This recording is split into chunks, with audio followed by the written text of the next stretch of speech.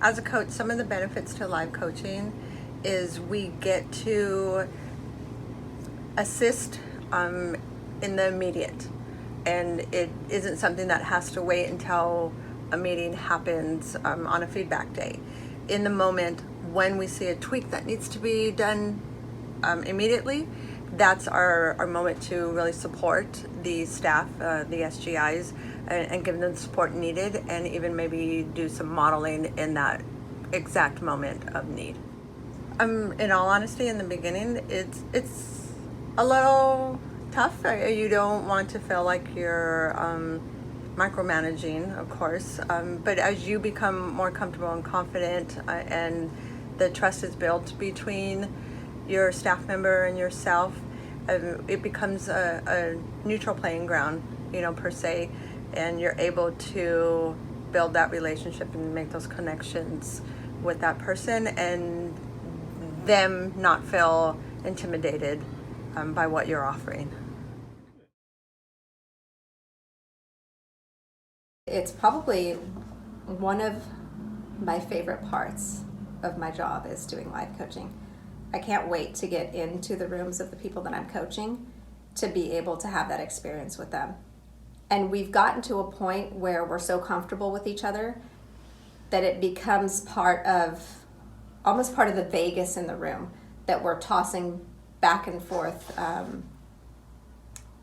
the lesson jokes, and the kids seem to like how we're playing off one another. So I would say it takes a while to build that rapport and to get to that point with the teacher. And in the very beginning, I find myself kind of standing back and jumping in very cautiously, having side conversations or maybe doing gestures. But once that relationship has been solidified and you really have a high level of trust and comfort with one another, live coaching becomes incredibly fun and meaningful. And not only do we enjoy it, but the kids enjoy us co-teaching in there together.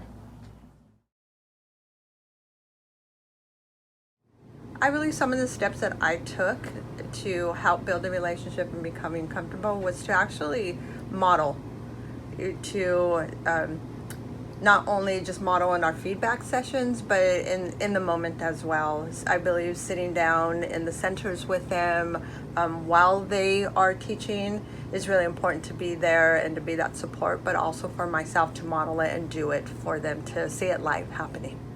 I think because we talk about it so much, it is a norm, and they know that it will happen and that it's always for the best. And I think part of it being comfortable is because we do it in the live, in our feedback sessions.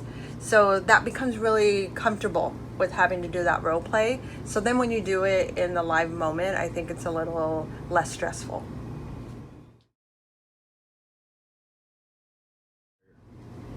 I personally, to prepare, will look at previous action steps given and go in intentionally looking for those things to see if they are doing them and if they've mastered them, and maybe there may be something that I might have lacked in communicating the action step, and that's a great time to do it live, and to live coach or to model it again. So I purposely look at things that I know we've discussed, and then if I feel they've mastered, what are the next things we can work on.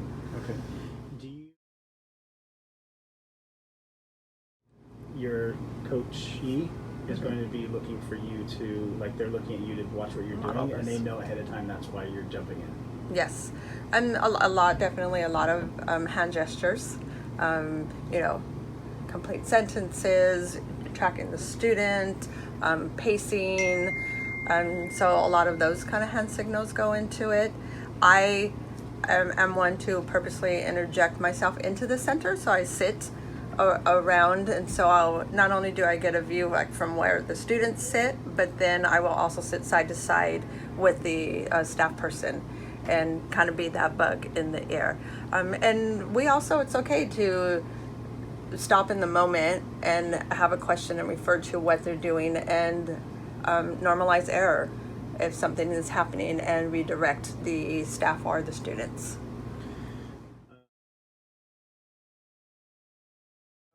I also ask the staff for their exemplars.